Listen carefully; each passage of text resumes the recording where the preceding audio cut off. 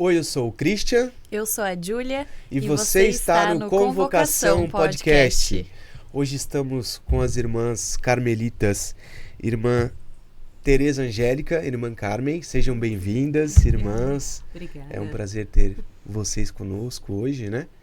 E já estamos alguns episódios tentando trazer as irmãs, né, para gravar, né, devido à agenda de compromisso, mas graças a Deus hoje estamos conseguindo, né, ter a presença de vocês aqui. Inclusive a irmã chegou ontem em Blumenau, né, peguei ela no susto lá, apareci lá na pastelada das irmãs lá igual doido. Preciso de alguém para gravar amanhã, né, daí já puxaram as irmãs lá pra gente conversar para poder estar aqui hoje para gravar, né? Muito bem, sejam bem-vindas, que alegria ter vocês aqui conosco. Que bom partilhar um pouquinho da história de vocês. A irmã chegou ontem aqui em Blumenau, então? Chegou ontem em Blumenau, Sim. Né? Chegou ontem à tarde, hoje já chegou fazendo missão já. De qual cidade? Eu estava em São Paulo. Mas vocês são natural de que cidade, de que... Eu nasci em São Paulo, né? Uhum. E também estava em São Paulo antes de vir para Blumenau. E chegou em Blumenau quando? Vai fazer ainda um mês, no dia 27. Nossa. Né? Nossa comunidade está um período de envios, né? Uhum. Então, cheguei faz um mesinho, quase. A irmã Carmen eu já conhecia, porque logo que ela chegou, ela pregou no retiro que eu tava no retiro de novos casais. Sim, eu tava lá, então eu já vi conheci esse a irmã, retiro. e a irmã acabei conhecendo Não, ontem, acabei né? não indo, mas eu vi. E, então, o que a gente quer saber hoje, né? Vamos falar sobre a vocação das irmãs, né? Conte-nos como que é viver, né? Dentro da ordem de vocês. Não se fala ordem, eu acho, né? Se carisma, dentro do carisma, carmelita. E fiquem à vontade, tá? Para contar sobre a vocação, dar um testemunho de vocês. E a gente quer saber. Acho que o pessoal daqui de Blumenau tem muita curiosidade para saber como que funcionam as coisas, né, dentro das irmãs carmelitas, enfim. Nós somos um instituto você de fala vida. instituto? Sim. As Já ordens. comecei errando. Ligada à Ordem do Carmelo. Então, as ordens religiosas são grandes famílias religiosas que surgiram ali até a Idade Média. Então, tinham chamavam-se ordens religiosas. E depois a igreja começou a restringir a criação de novas ordens, né?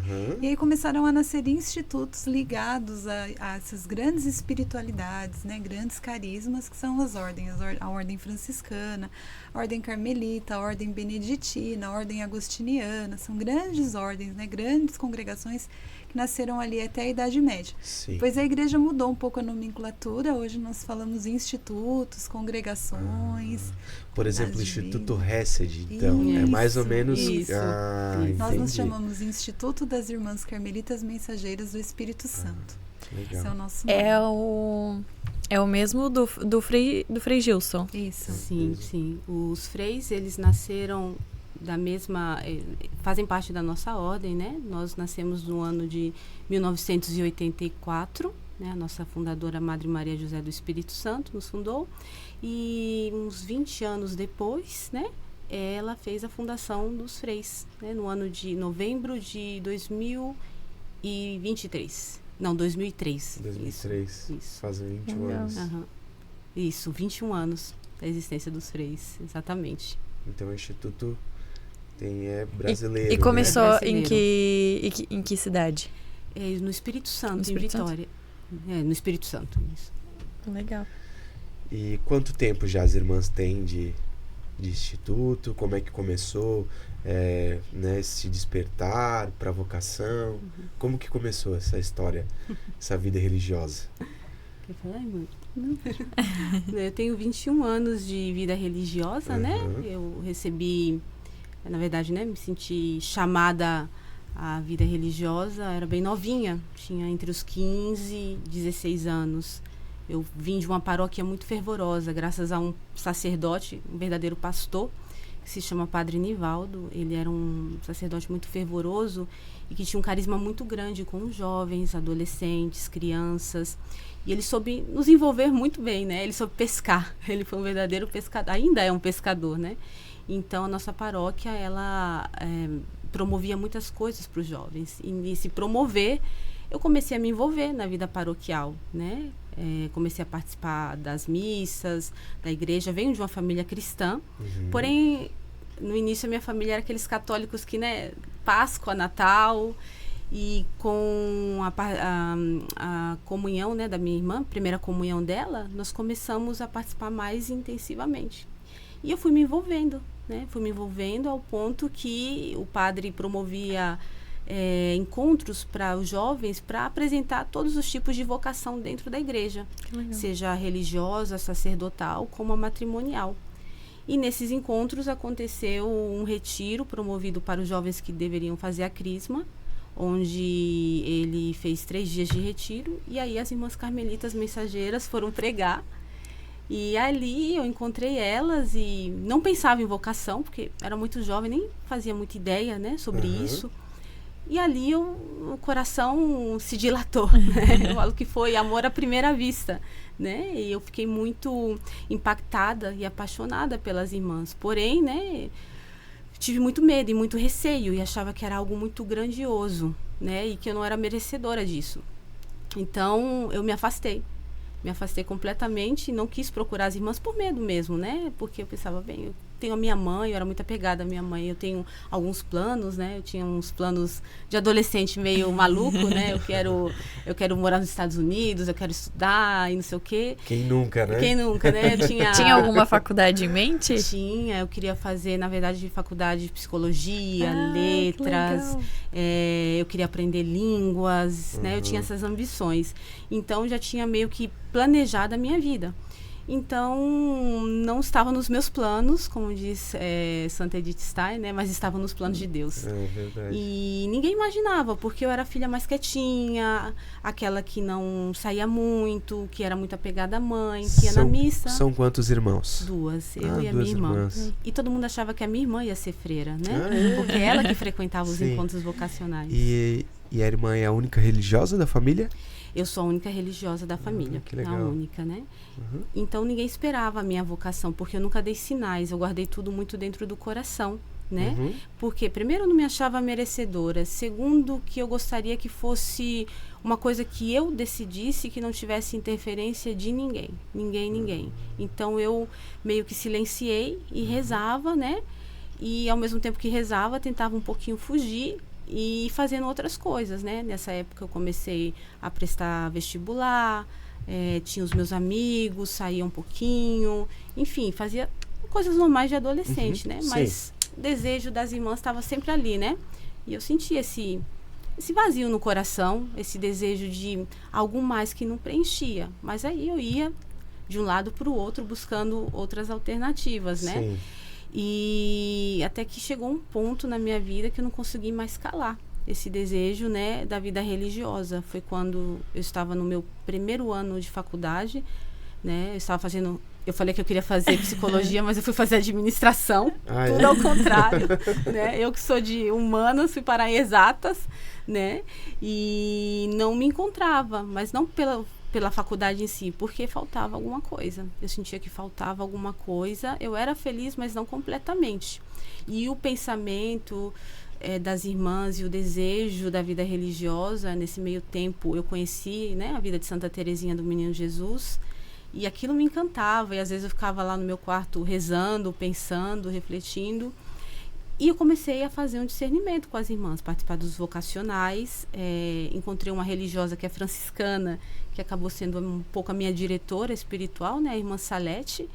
E fui fazendo os encontros, até que uma hora eu falei, não aguento mais. Se entregou. E me entreguei, parei de resistir. E enquanto você estava fazendo esses encontros, alguém sabia? Sim, a minha família era ciente, mas eles achavam que era porque eu gostava de rezar.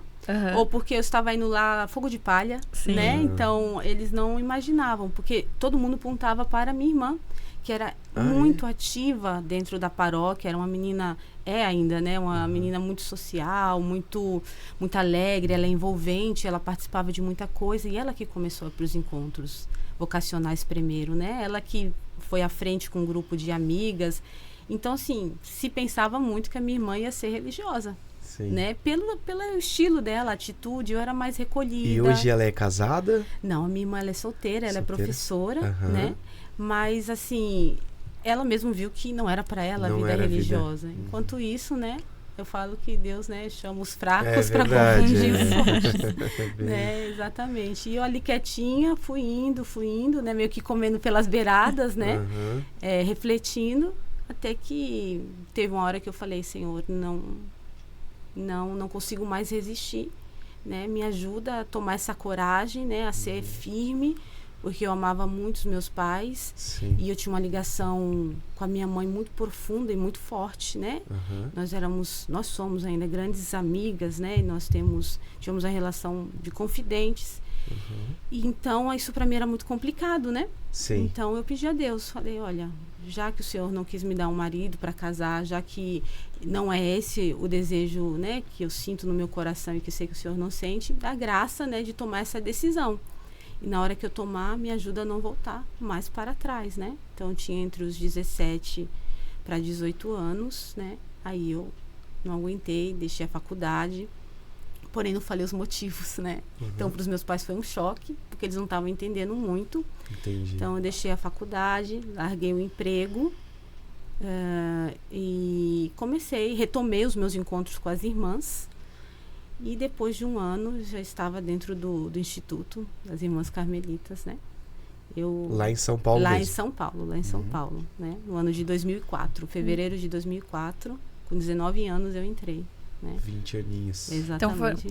2 anos de discernimento vocacional? Três anos, porque na verdade foi entre os 15 para 16 anos que eu comecei, né, a fazer esse discernimento vocacional, que eu senti realmente o chamado. Mas desde o início já próximo das irmãs ali? Eu fui em alguns encontros vocacionais. O primeiro que as meninas da minha paróquia foram, eu não participei, porque eu tinha justamente esse receio, né? Depois eu comecei a participar, mas eu dizia que eu ia como ouvinte. Né? Eu ia só para observar, eu dizia... Só de curiosidade. É curiosidade, as irmãs são alegres, são felizes, são pessoas cheias de vida, e aquilo me encantava. Acho que o que me encantou nas irmãs era... Elas me davam aquela sensação de liberdade. Uma coisa que eu sentia muito esse desejo. Eu não sei como... Eu pensava comigo, como alguém que não tem nada, porque... é pobre, não tem dinheiro, não tem conta no banco, me dá essa sensação de liberdade, de alegria, e aquilo enchia o meu coração. Eu via irmãs jovens, felizes, que não possuíam nada e cheias de vida, e aquilo enchia meus olhos e meu coração. Isso, eu pensei exatamente isso essa semana, quando eu e a Lari, eu e a minha noiva, a gente foi conhecer o Carmelo, aqui de Itajaí, o mosteiro de clausura, né? E a gente foi lá para conhecer mesmo, né? A gente não foi nem no intuito de, assim, conversar com as irmãs, mas para conhecer o local, assim, ir na igreja lá e fazer uma oração. Nunca fui mas lá. A gente chegou lá, aí a gente foi na lojinha lá e tinha uma irmã lá, né? Daí a gente começou a conversar e, cara, a serenidade daquela irmã, assim, foi uma coisa... Eu queria ter ficado o dia inteiro lá conversando com ela, sabe? E perguntava as coisas e ela explicava, assim, né? E ela me falou exatamente isso, né? Eu perguntei pra ela, como que é viver hoje aí dentro, né? Assim, fechada do mundo, né? E eu acredito que hoje deve ser muito fácil pra vocês, porque a gente já tá vivendo num mundo muito frenético, muito doido aqui fora. Então pensar viver dessa forma é uma coisa muito doida. Mas ela falou que é uma paz assim que ela nem consegue definir como que é, né, viver lá dentro, né? As palavras que ela usou foram o Carmelo é um pedacinho do céu na terra. De tanta paz, né? De tanta sabedoria assim que elas adquirem ali dentro, cara, uma coisa assim que eu queria ter ficado, o dia inteiro lá, só que não dava porque tinha que vir embora, mas de tanta, sabe, quando a pessoa te transmite assim, nossa, uma serenidade, assim, uma evolução espiritual, vou dizer assim, sabe? Incrível mesmo. Mas Elizabeth da Trindade dizia, né, que o Carmelo é o céu na terra. Acho que é Elizabeth da Trindade, penso que seja, né? Elizabeth ou Santa Teresinha. acho que Elizabeth, que o Carmelo é o céu na terra, é um pedacinho, né, do céu. Isso é verdade, né? A vida religiosa, lógico, não é que não temos também as nossas lutas, né? Porque às vezes podem as pessoas pensar, elas vivem, porque eu já escutei, né? Em uma bolha, né? Onde nada atinge. Lógico, nós temos também as nossas lutas. O fato de estarmos dentro do convento não significa que nós não somos inseridas no mundo. Então, nós estamos atentos às realidades, estamos atentos a tudo aquilo que acontece. Porém, obviamente, é, de certa forma, um mundo à parte, né? No sentido que nós temos os nossos horários, a nossa vida interior mais preservada, os nossos momentos de oração, a vida comunitária, que é algo diferente do que acontece lá fora, né? Nós fomos retiradas do mundo, né, para viver em comunhão com o Senhor. Então, obviamente, é diverso, né, do que está lá fora. A gente sabe que a vida das pessoas, né, hoje em dia é tudo muito corrido, muito frenético. Então, nós temos os nossos momentos de silêncio, as nossas pausas durante o dia, né, que nos proporcionam maior comunhão com Deus, né? Então, exatamente. Mas não estamos alheias àquilo que acontece fora, mesmo porque precisamos rezar, precisamos, né, estar em contato com as pessoas, aconselhar. Então, é necessário também saber tudo aquilo que acontece. Sim. Né? Também. Irmã Tereza, conta pra gente um pouquinho como iniciou sua vocação, sua caminhada. Eu botei um jeitinho assim, mais angelical, né? Delicado, assim. Mais tímida. Meu primeiro chamado, né? Eu acho que a primeira fisgada que Deus me deu ali foi no ano de 1995. Eu devia ter uns 14 anos, mais ou menos. E foi através de um quadro que tinha na televisão, na século XXI, na época, um programa que chamava Louvemos o Senhor, não sei se ele existe mais. E dentro desse programa tinha um quadro que chamava Me Chamastes. Então iam sacerdotes, né, para contar a história vocacional. E aí, num domingo, quem foi contar a história foi a fundadora do Instituto, a Irmã Maria José do Espírito Santo, né? E aí ela foi contar a história da fundação do Instituto e mostrou, e depois teve uma reportagem, mostrou as irmãs ali na casa. E aí no final da reportagem apareceu assim, era um gramado muito bonito, e aí as irmãs, tinha um grupo de irmãs num círculo assim, tocando violão. E aí a música falava assim: foi no Carmelo que eu encontrei a alegria, encontrei a paz, né? Era uma música que dizia assim. E ali eu lembro que eu tinha um caderno e eu escrevi nesse caderno, né? Falei, hoje eu senti que Deus me chama para a vida religiosa.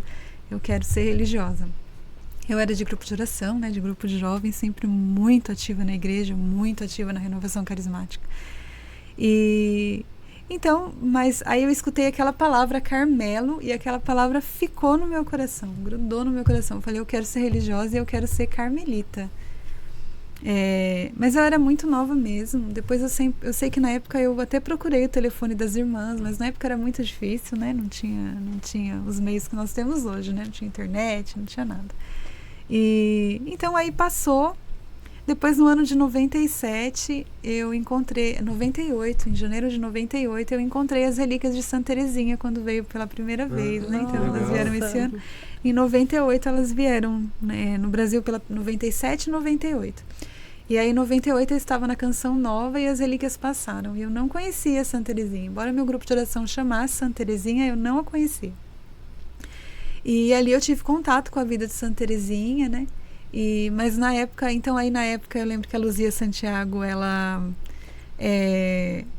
assim, orientou que nós fizéssemos uma novena das rosas, e nós fizemos a novena ali, e que todo mundo fizesse um pedido. E aí, na ocasião, eu tinha 15 anos, então, né, e pedi um namorado. Eu queria um namorado, eu queria me casar, eu tinha ideia de ser de comunidade de vida, né, estava bem, assim, no início das comunidades de vida, né. Então, eu queria ser de comunidade de vida, queria me casar, queria ter filhos e viver numa comunidade de vida. Esse era o meu desejo. Então, eu pedi isso para Santa Terezinha. Cheguei em casa muito, assim, animada com Santa Terezinha. E aí, falei para minha avó que eu tinha pedido para Santa Terezinha um namorado. Aí, minha avó falou assim, pode esquecer, que Santa Terezinha não dá namorado para ninguém. Quem é devoto de Santa Terezinha não casa. Falei, nossa, não sei, minha avó tinha isso na cabeça, né? Aí ela falou, se você ficar devota de Santa Terezinha, você não vai casar, não. Mas eu tinha isso em mente, né? Embora eu tivesse sentido lá atrás o desejo de vida religiosa, depois, né? Aí passou esse ano de 98, aí em 99 eu vi uma irmã, uma vez foi pregar no grupo de oração também, no meu grupo de oração, foi fazer uma pregação, uma irmã de uma outra congregação.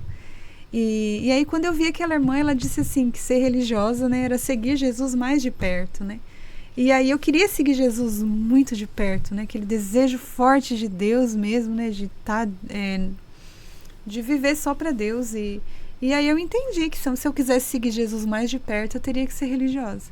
E voltei então a procurar as irmãs, né? E aí fiz um primeiro contato o primeiro vocacional que eu fiz foi no Instituto. No ano de 99. Fiz 2 vocacionais ali. Mas aí eu tinha muita dúvida mesmo se era mesmo ser apostólica, né, ou ser contemplativa, ser monja. E acabei não entrando no instituto nesse ano, no ano 2000, que era para eu ter entrado no ano 2000. Aí fui fazer faculdade, fui estudar, viver minha vida, pensei em outras coisas. Aí eu fugi bastante.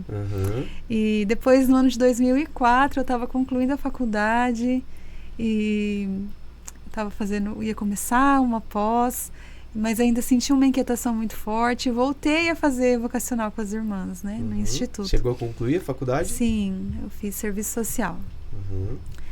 E então aí depois fiz vocacional de novo com as irmãs em 2006, 2007. Mas aí já conhecia as monjas, né? Que é o que você foi em Itajaí. Sim. Porém, eu conhecia lá em São Paulo ainda, na época. E então eu lembro que eu li, assim, eu fui no mosteiro em Cotia, foi o primeiro Carmelo que eu conheci. E aí lá na grade do coro, né, das irmãs, eu cheguei na capela, eu lembro do impacto que eu senti, né, quando eu entrei ali a primeira vez. E aí lá em cima, na grade do coro, estava escrito assim, estando encerradas, pelejamos por ele, né? Que é uma frase de Santa Madre, de Santa Teresa de Jesus, do Caminho de Perfeição. É muito impactante. O primeiro contato, assim, tu chega, tu vê elas atrás da clausura, sabe? É muito impactante, realmente. E aquilo me chamou muito a atenção. Então, aquela frase, estando encerradas, pelejamos por ele, né? Estando enclausuradas, lutamos por ele. Então, aquilo era o sentido da minha vida. Eu falei, é isso que eu quero pra mim, né? Eu quero estar enclausurada e lutando por ele mesmo. E acabei optando pela vida contemplativa. No ano de 2009, fui monja. Entrei no Carmelo, em Pouso Alegre, no ano de 2009. Pouso Alegre, no Minas Gerais. Minas Gerais. Isso, Ai, eu amo Minas. Mas eu partilhava um tempo atrás com o Padre Gabriel que parece que a fé do pessoal de Minas é diferente. É isso mesmo. Eu acho eles um povo muito acolhedor. Muito acolhedor. Realmente é um povo bem diferenciado, né? Quando eu fui pra lá, tu entra nas igrejas, sempre tem gente, tem muita gente rezando lá. Às vezes tu entra numa igreja aqui e não tem ninguém. Verdade. Povo bem fervoroso. Entrei no ano de 2009 no Carmelo e aí fiz minha profissão solene, né, os votos perpétuos no ano de 2006 e estava muito feliz. Achando que estava tudo certo, que já estava tudo resolvido. Mas o espírito, ele é realmente a vocação, né? Às vezes quando me perguntam, né? Como é que eu sei que eu tenho vocação? Falei, fica tranquilo que o espírito empurra. É o Espírito Santo que empurra, então, em 2006... né? 2016. 2016. Eu fiz os votos perpétuos na ordem, como carmelita descalça. E estava tudo certo, né? Certo. E depois Fazem 8 anos isso. Isso. E aí em 2019, na verdade, eu tive contato por uma visita de um sacerdote que passou lá no Carmelo. Eu tive notícias do Instituto de novo, né? Das irmãs. E aí aquilo de algum modo mexeu comigo sem eu entender por quê. Mas eu deixei ali, né, quietinho. Quanto tempo de clausura? Eu fiquei 14 anos. 14 anos. Depois eu fui, entrei depois de 2018. Irmã, como que é essa vida de clausura, assim? Como que é viver lá dentro? Né? Então, vou falar do nosso instituto para falar a diferença, né? Tá.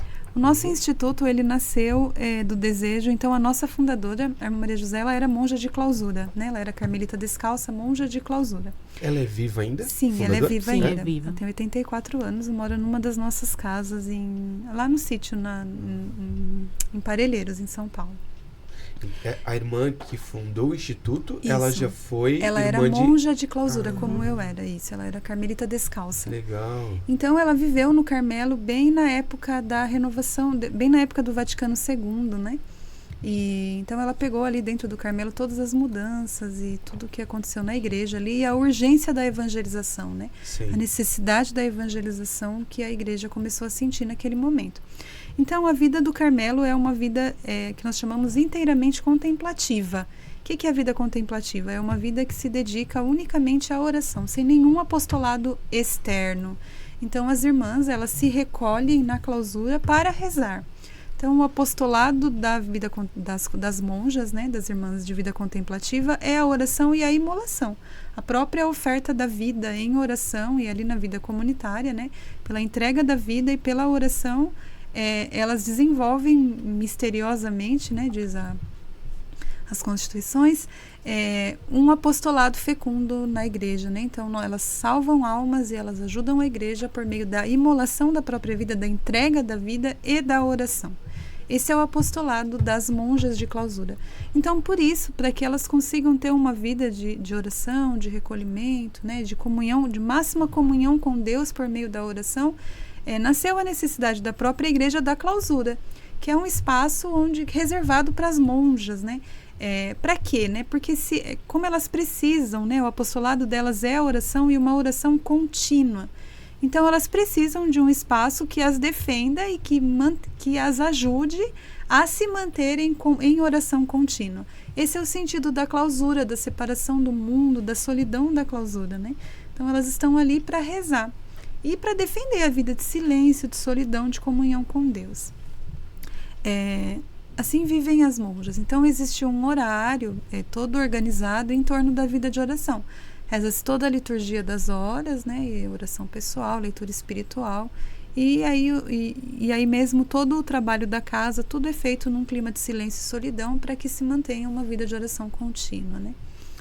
Então, essa é a vida das irmãs, das monjas. O fato de se viver enclausurada é para conseguir ter essa vida contínua de oração. Então, isso. Esse é o principal motivo de A clausura é um espaço, é como se fosse um jardim mesmo, é um espaço para defender a vida de oração e de comunhão com Deus das irmãs.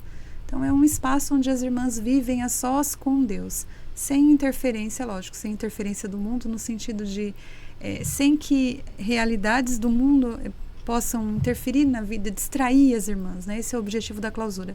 Eliminar o quanto possível o máximo de distrações para que as irmãs estejam de fato orientadas para Deus, né? Porque nós vivemos num mundo que nos distrai demais, né? Nós temos, quando a gente sai, a gente se distrai muito, né? E é muito fácil o nosso pensamento sair de Deus e ir para as coisas que estão à nossa volta, né? Então é um mundo... Na minha passagem lá pelo Carmelo, eu perguntei para a irmã, irmã, é difícil viver assim? E ela falou, difícil é viver igual a vocês. Verdade, né? Aí ela falou assim, eu engoli seco. Eu lembro que as irmãs falavam, quando ia alguém, né? E falavam assim, né? A gente tava, então tinha grade, a gente do lado de cada grade, as pessoas do lado de lá, né? E aí as pessoas falam, nossa, mas vocês ficam presos atrás dessa grade. A gente pensa, meu Deus, e aí as irmãs... elas vivem uma vida triste ali dentro, mas não é. A gente vai lá, a gente vê que, elas é uma felicidade diferente, né? Mas aí quando as pessoas falavam isso, né? Vocês estão presas aí dentro, vocês estão presos atrás dessa grade. Aí as irmãs falavam... Muito mais livre do que a gente imagina, né? Aí as irmãs falavam assim, né? Depende do lado que você olha. Porque para nós é vocês que estão presos atrás da grade, né? Então a gente está vendo, pra gente, vocês é que estão presos no mundo, né? Nós estamos vendo a grade do lado de dentro. Então depende muito mesmo do lado que você olha. A liberdade está do seu lado, né? Sempre assim. Como para quem de fato não tem vocação para a vida contemplativa, não tem vocação para viver na clausura, se entrar, vai sentir de fato que está preso, né? Porque aí não é o seu lugar. A liberdade está onde está a vontade de Deus para nós, né? Entendi. É aí que a gente aí nessa passagem desse sacerdote, né? Aí a irmã sentiu a necessidade. Eu tomei contato de novo com o Instituto, né? E aí comecei a sentir depois disso um apelo muito forte o apelo que eu sentia era assim, que aquilo que eu vivia no Carmelo, a vida de comunhão com Deus, né? A busca de Deus que eu tinha no Carmelo, a vida de oração, tudo aquilo que a espiritualidade do Carmelo nos oferece, que não podia ficar preso em mim, né? Que de algum modo tinha que transbordar. E que eu precisava ajudar as pessoas a encontrarem essa fonte de vida interior e que a vida do Carmelo nos dava aquilo e que eu precisava ajudar as pessoas a encontrarem isso. E é exatamente esse o carisma do Instituto, né? Então, o carisma do Instituto é viver segundo o Espírito em oração e ação apostólica, contemplar para evangelizar. Então, nós tentamos, né, ao longo do nosso dia, da nossa vida, dentro das nossas comunidades, ter essa intensa busca de Deus por meio da oração e da oração contemplativa, né? Então, nós buscamos estar em silêncio ao longo do dia para estar em comunhão com Deus, para estar em oração, né? Buscamos ter uma vida de oração bastante regular, né, dentro do Instituto, para que, a partir da nossa vida, nós crescermos na comunhão com Deus, possamos fazer esse segundo movimento do carisma, que é a evangelização, né? Que é levar essa experiência que nós fazemos de Deus, do amor de Deus, essa experiência com o Espírito Santo que nós vivemos ali, na solidão, no silêncio, na oração, para as pessoas, né? Para que o mundo também conheça. Possa fazer também essa mesma experiência. E aí eu senti um apelo muito forte mesmo no ano de 2020, 2021 ali, foi bastante difícil, até eu conseguir em 2022 dar o passo, pedir a experiência no Instituto, que é o que eu vivo hoje. E pra gente entender um pouco assim, né? Até mesmo se tiver alguma menina, alguma mulher interessada, né, que sinta esse chamado, essa vocação, despertou o interesse de conhecer mais do Instituto. Como que funciona? Procura uma irmã? Como que acontece esse processo? A gente está no momento oportuno para isso. Então vamos falar. Nós temos uma irmã, né? Irmã que é responsável justamente pelos encontros vocacionais, a nossa irmã Kátia, que é promotora vocacional. E quem, né, é interessada, jovens que se sentem, entra em contato com ela, com o Instituto, né? Ou com qualquer outra irmã que encaminham essa jovem para conversar com ela. Mas você pode entrar no nosso Instagram, lá do vocacional, vocacional.cms. Vocacional.cms. Isso, okay. E aí lá a gente está divulgando que nós vamos começar o nosso processo vocacional. Nosso processo vocacional dura pelo menos 1 ano. Então ele é feito de 9 encontros, que eles são presenciais, onde as meninas participam, né? Todas aquelas que têm um desejo de conhecer o Instituto e uma inclinação para a vida religiosa. Então, elas fazem um caminho de acompanhamento vocacional conosco ao longo de 9 meses, né? E começa em fevereiro e vai até outubro. E aí, durante esses encontros, as meninas são acompanhadas pessoalmente por uma irmã da equipe vocacional que vai ajudá-la a perceber se realmente esse é o chamado de Deus para ela, ou encaminhá-la segundo aquilo que Deus vai suscitando, aquilo que o Espírito vai suscitando ao longo dos encontros vocacionais, né? Não tem muita menina que chega decidida a ser carmelita mensageira do Espírito Santo e sai certa de que a minha vocação é matrimonial. Sim. Como acontece o contrário também, meninas que chegam muito inseguras e aí ao longo do processo acabam amadurecendo, tomando uma consistência dentro da vocação e acabam ingressando no Instituto no ano seguinte. Então, nós temos 2 locais onde esses encontros acontecem, né? Nós privilegiamos os encontros presenciais, né? Então, nós temos os encontros presenciais tanto em São Paulo quanto aqui em Pomerode. Então, para quem é daqui da região, né? Paraná, Rio Grande do Sul e Santa Catarina, tem a oportunidade de fazer os encontros vocacionais, fazer todo o caminho vocacional aqui em Pomerode conosco. Então, é só entrar lá no nosso Instagram vocacional, que lá está divulgado o telefone do vocacional, né? Que nós temos um telefone. Então, e tem um processo de vocação terminando agora. Isso, tem um terminando agora. As meninas vão Novembro. fazer um retiro que nós chamamos de opção de vida, Que legal. mas que é em novembro, que são para as meninas que de fato fizeram o caminho e decidiram, ou têm fortes sinais de que tem vocação para Carmelita Mensageira do Espírito Santo, né?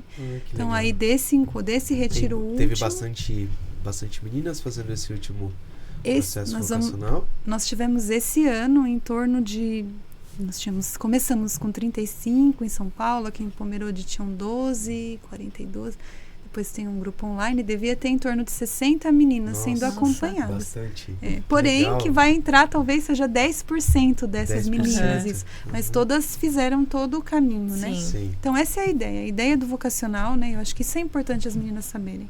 Que o processo vocacional não tem como objetivo entrar no convento, né? Então, às vezes fala assim, eu tenho desejo, né? De ser religiosa. Sim. Então, a partir do momento que sente essa inquietação, né?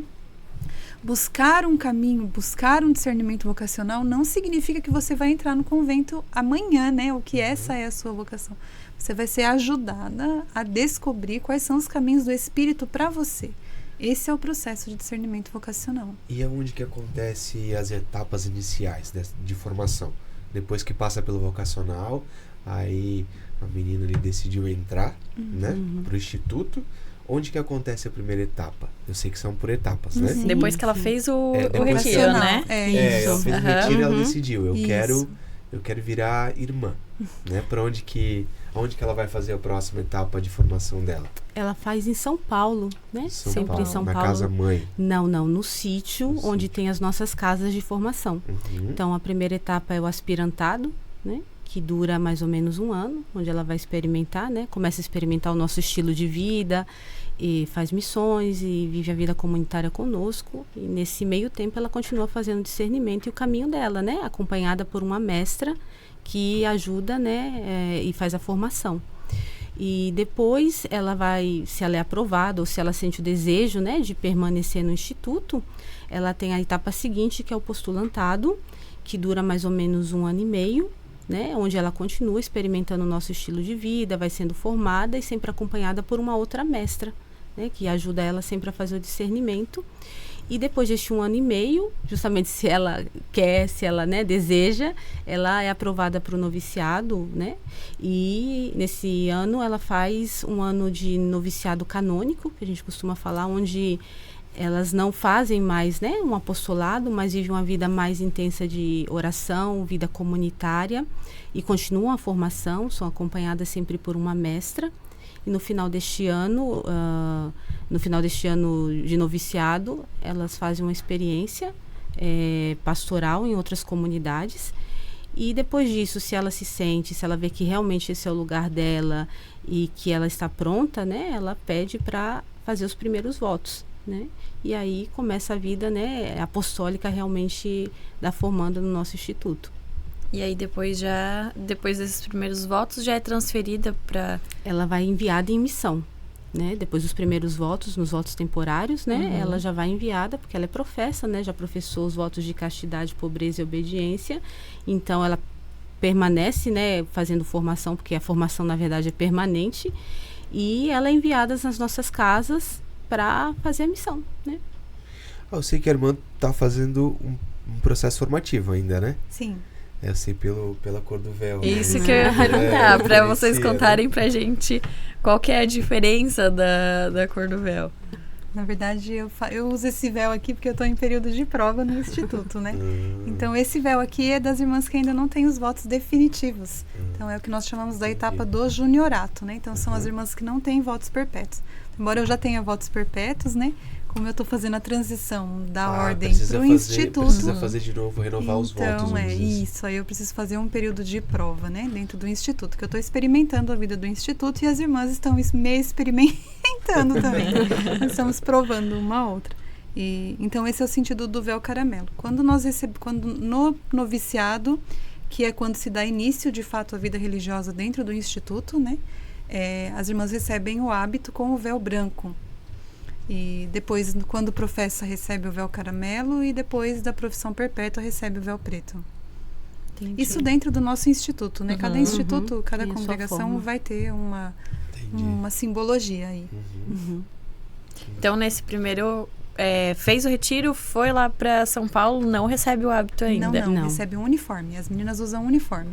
Por que não recebe o hábito, né? Sempre tem, por que não entra e não pode receber o hábito? E por que o hábito? Porque eu sempre pergunto isso para as meninas, né? Eu falo assim, porque você sabe por que o seu uniforme não chama hábito? E por que o nosso hábito não chama uniforme? Por que a gente não entrega o hábito quando chega, né? O hábito dentro da vida religiosa, né? O que significa isso? Na verdade, eu estou expressando externamente, né? Chama hábito, porque eu expresso externamente hábitos interiores da minha família religiosa. Então, ao longo do processo formativo, eu adquiro alguns hábitos interiores, né? No nosso caso, a gente adquire o hábito da contemplação e o hábito da evangelização. Então, ao longo do aspirantado e do postulantado, a menina tem que começar a ter hábitos interiores semelhantes ao nosso, né? O nosso modo de rezar, o nosso modo de viver em comunidade, o nosso modo de evangelizar, o nosso modo de se relacionar com Deus, né? Então, é o nosso jeito de ser, os nossos hábitos interiores. Então, na hora que as irmãs falam no noviciado, né? As irmãs estão falando assim pra gente, olha, a gente olhou você e a gente percebeu que você tem hábitos interiores semelhantes ao nosso. Então, você pode expressar isso externamente, né, usando o nosso hábito. Então, nós usamos o mesmo hábito, porque nós temos hábitos interiores semelhantes, né? Por isso que se chama hábito. Não sabia. Dentro da vida religiosa. Muito. Hoje, se vocês têm alguma menina assistindo a gente e tem essa inquietação, né? Que mensagem que vocês deixariam para essas meninas? Que vale a pena, né? Que não tenham medo. Que não tenham medo de buscar aquilo que Deus deseja para elas, né? A gente sabe que no início é um pouco complicado, tem vários temores, mas que vale a pena. Que vale a pena se arriscar, que vale a pena tentar discernir aquilo que Deus deseja para cada uma delas, né? Porque às vezes nem sempre como a irmã falou, né? A vida religiosa ou em um determinado instituto. Né, e vale a pena dar a vida para Deus, se essa é a vontade dele, não importa, né, o estilo de vida que a menina for chamada, vale a pena dar a vida para Deus, né, que não tenham medo, o Senhor é bom. Eu digo assim que não é o fim do mundo. Porque às vezes as meninas chegam assim, ai meu Deus, parece que eu quero ser freira, e começa uma inquietação como se fosse uma coisa de outro mundo, como se fosse uma coisa extraordinária. De fato é um chamado extraordinário, né? Mas a gente precisa olhar isso com muita naturalidade. Então é como se você tivesse começando a perceber que tem um rapaz piscando para você, né? Então é Jesus que está piscando para você. E você está se enamorando de Jesus, né? Então é só isso, nada mais que isso. Vocês vão namorar e vão ver se dá casamento, né? Então é muito tranquilo e levar o processo com muita suavidade, olhar isso com muita naturalidade, né? Sobretudo, a gente olha com olhos, não sei se é por conta do passado da vida religiosa, né? Existem muitos mitos em relação à vida religiosa, né? Então, por exemplo, às vezes as meninas chegam e contam para os pais que querem ser freira. Teve uma menina que falou assim, irmã, eu acho que se eu tivesse falado pro meu pai que eu estava usando droga, ele não tinha ficado tão chocado como quando eu falei que eu queria ser freira, do choque que o meu pai teve, Nossa, né? foi... Do susto que o meu pai teve. Meu pai foi totalmente contra, eu nem sei o que fazer agora, né? Então, a resistência, eu acho que a maior dificuldade das meninas hoje, eu sinto assim, né? Das que sentem o chamado, é como é que eu vou falar isso pra minha família? Como é que eu vou encarar os meus pais? Eles não vão aceitar. Falo, gente do céu, como é que pode, né? Parece que a pessoa vai contar um pecado, uma doença, de tanta tensão que tem em torno da revelação da vocação para os pais. Então, eu sempre falo isso, olha, se você sente o chamado, fica tranquilo, leva com naturalidade, com leveza. Não é o fim do mundo, tá tudo bem, é natural e é tranquilo, é só um chamado de Deus, né? Para um estado de vida que vai te fazer feliz, tanto quanto a vida matrimonial, né? Mais se for o teu lugar. Eu acho que hoje a gente como jovem tá demorando muito para discernir isso, né? O que Deus quer da vida da gente, né? Eu falo a gente porque eu também eu vou casar amanhã, né? E eu acho que eu demorei muito tempo para isso, porque hoje eu tô vivendo assim a melhor etapa da minha vida, sabe? De passar por esse processo, né, de noivar e conhecer a pessoa de fato como tu tem que conhecer, né? Porque a gente no mundo, a gente acha que conhecer a pessoa é uma forma totalmente diferente do que Deus pede pra gente, do que é conhecer uma pessoa, né, que vai passar contigo o resto da tua vida.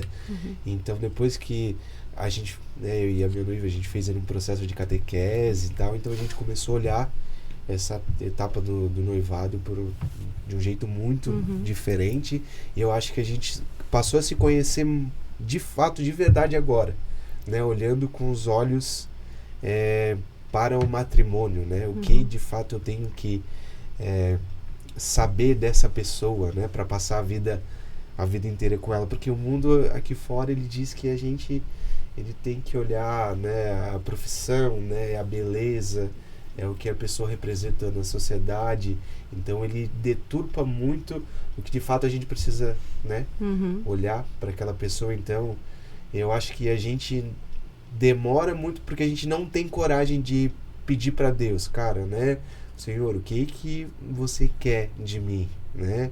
É uma vida religiosa, é uma vida de matrimônio, e a gente acaba vivendo, né, deixando a vida se levar, né, pelo que a gente acha que é o nosso chamado, e vai vivendo de uma maneira errada, né? E porque a gente não tem coragem, de fato, a gente não toma a decisão, né, de procurar, né, o que Deus realmente quer, né, quer de mim, o que eu estou fazendo, né, para Deus hoje.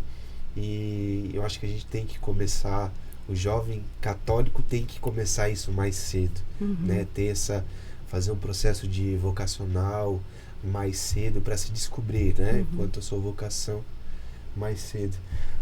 A Júlia, eu vou contar você. O quê? Não, eu ia contar Contar o quê? Pode contar.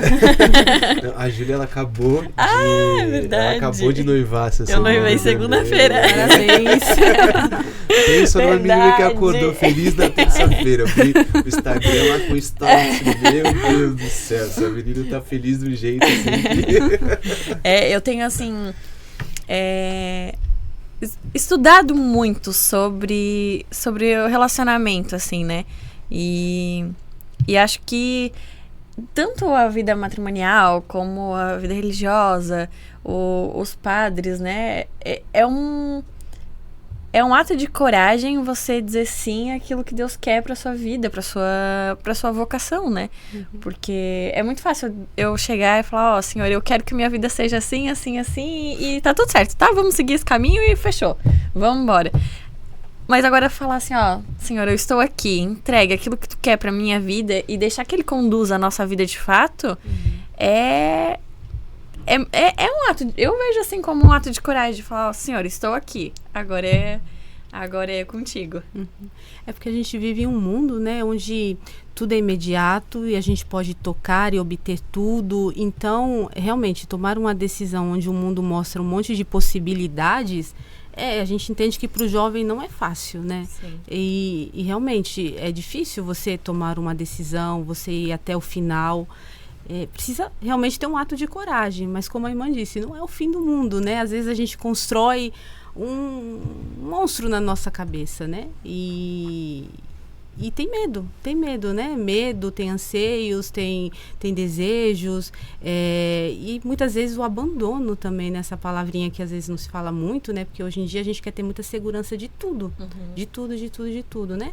Então, às vezes, essa questão de abandonar-se à vontade de Deus, para algumas pessoas, né, se assusta, porque eu não sei o que vai ser do meu futuro, né? Então, como eu disse, você planeja e de repente não é bem isso e eu não sei o que é e eu tenho que confiar. O ato de confiança também, às vezes, né, custa para as pessoas. A gente sabe muito bem que as coisas hoje são bem diferentes, né? Bem diferentes, a ótica do mundo é bem diferente da vida espiritual, né? Sim.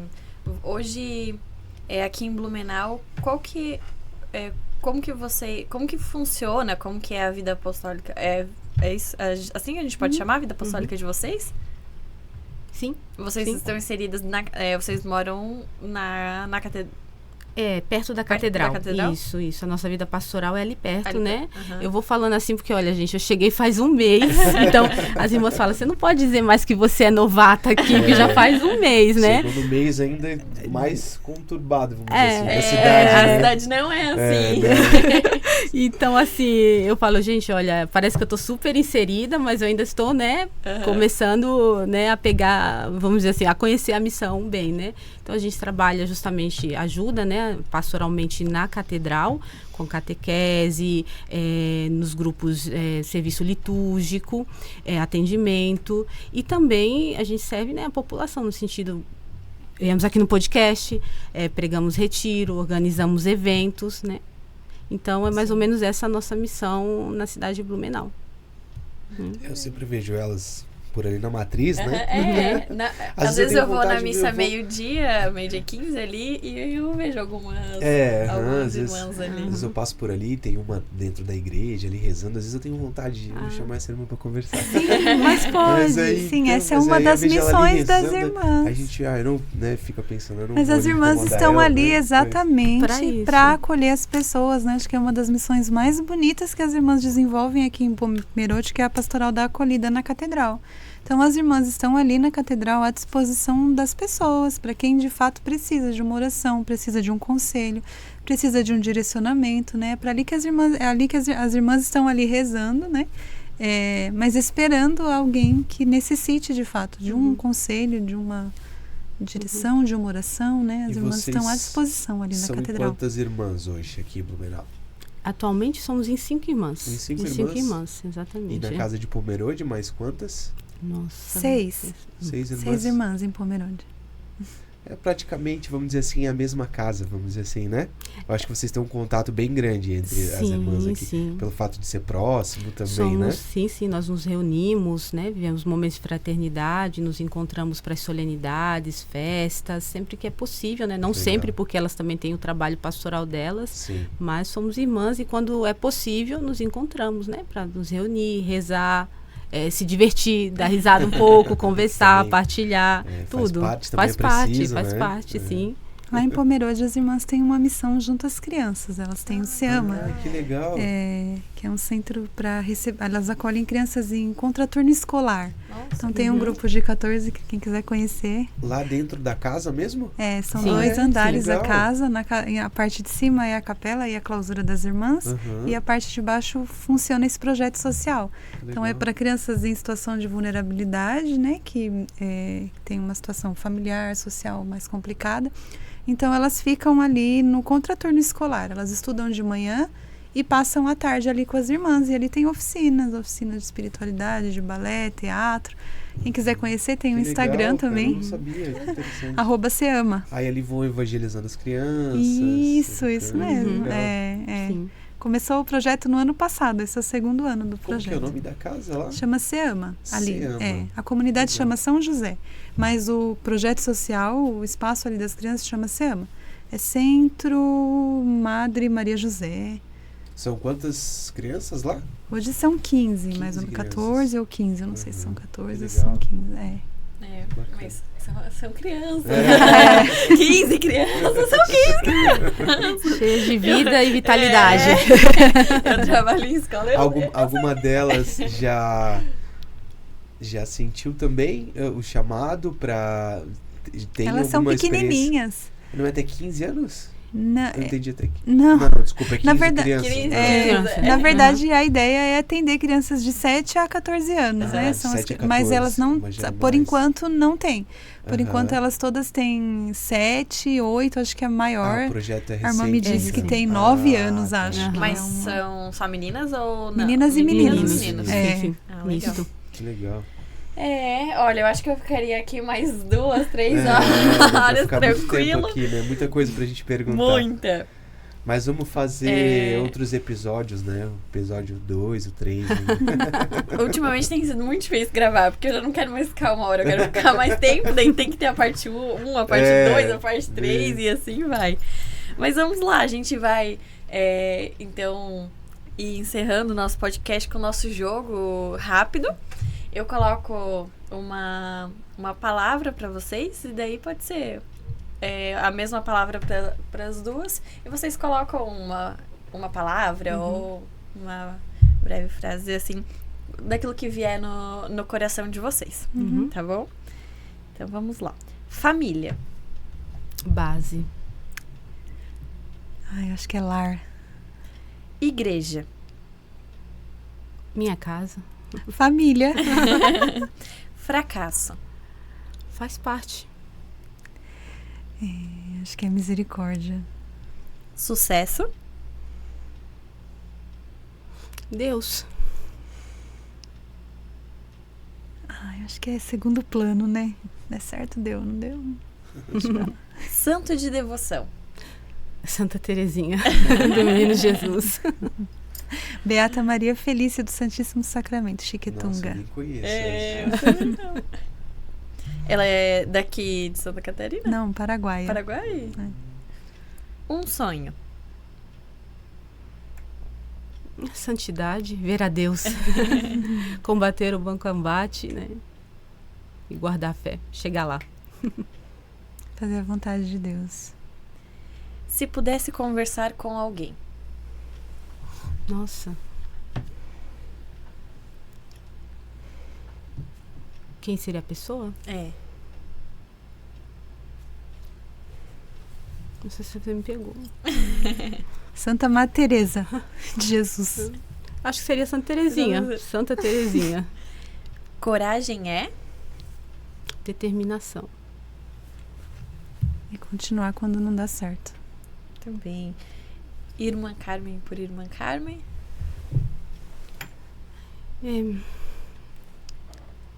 Força de vontade. Irmã Teresa por Irmã Teresa. Carmelita Mensageira do Espírito Santo.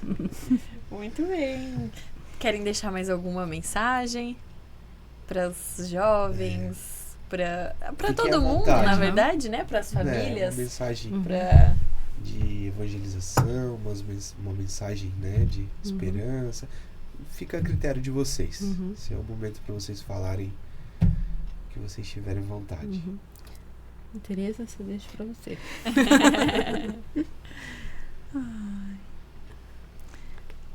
Eu acho que a mensagem é que a gente está aqui. Se alguém precisar, oração, conselho. Que dia vocês atendem ali na paróquia? Na catedral nós atendemos na terça-feira, na quinta e na sexta-feira, das 9 da manhã até mais ou menos às 11 horas da manhã. É só chegar ali na secretaria? Nós estamos na igreja. Na igreja? Quando você vê, como você já viu a irmã quietinha ali, rezando, pode ir lá incômodo, não é incômodo. Chega lá e conversa que ela está pronta, né? E à espera mesmo. Nós estamos ali para escutar, aconselhar e rezar. E se a pessoa deseja uma conversa um pouco mais longa ou algo mais particular que não quer fazer na igreja, então é só nos procurar, entrar em contato e pode marcar que nós podemos também atender na nossa comunidade, né? Marcamos um dia, um horário, podemos fazer também um atendimento em comunidade. E na casa das irmãs ali, vocês fazem algum tipo de atendimento também? Tem algum tipo de trabalho ali? Dentro da comunidade, onde nós estamos? Isso. Então, se a pessoa necessita, pode, né, ligar, nós atendemos, fazendo trabalho de escuta, ouvimos, rezamos.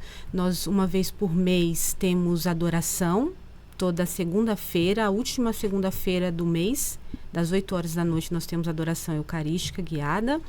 E nós temos a missa toda quinta-feira, às 7 da manhã ou 6:30 da manhã. É alternado, uma vez por semana. Dentro da comunidade, são esses os trabalhos que a gente faz. Mas a missa é aberta ao povo, sim. Não sabia. Legal, né? Também não sabia. Eu quero ir numa missa lá. Vai sim. Muito bem-vinda. Muito obrigado, tá? Pela participação de vocês hoje. A gente fica muito feliz de estar com vocês aqui. Esperamos trazer mais irmãs obrigada aqui por em breve, partilhar a vida de vocês, a vocação de vocês aqui com a gente. Acho que a gente esclareceu bastante coisa, né? Sim. Foi bem proveitoso. Tá bom? Muito obrigado, nós que agradecemos. Contamos aí com a presença de vocês em breve novamente. Obrigada. Então tá. Não, fala pra galera não esquecer de se inscrever e tudo mais. Aí, Eu sempre... Cara, eu tô um tempo sem gravar já. Galera, você que gostou aí, né, do vídeo, da conversa, do bate-papo, por favor, ajuda a gente no nosso canal, né? Se inscreva aí, curta o nosso vídeo e comenta aí o que você achou. Se tem alguma pergunta que vocês queiram falar, né, perguntarem, que a gente repassa para as irmãs lá, a gente vai trazê-las de novo e a gente já vai elaborando aí. Ajuda a gente a evangelizar. Ajuda a gente aí, galera. Ajuda a gente aí. Tem mais podcasts, dá um like, se inscreve aqui no canal. Um abraço pro Padre Gabriel Natan, que não pôde estar hoje. Primeira também, vez, né? Que ele não grava com a gente. Primeiro episódio que ele não consegue gravar. E é isso aí, galera. Até o próximo. Abraço.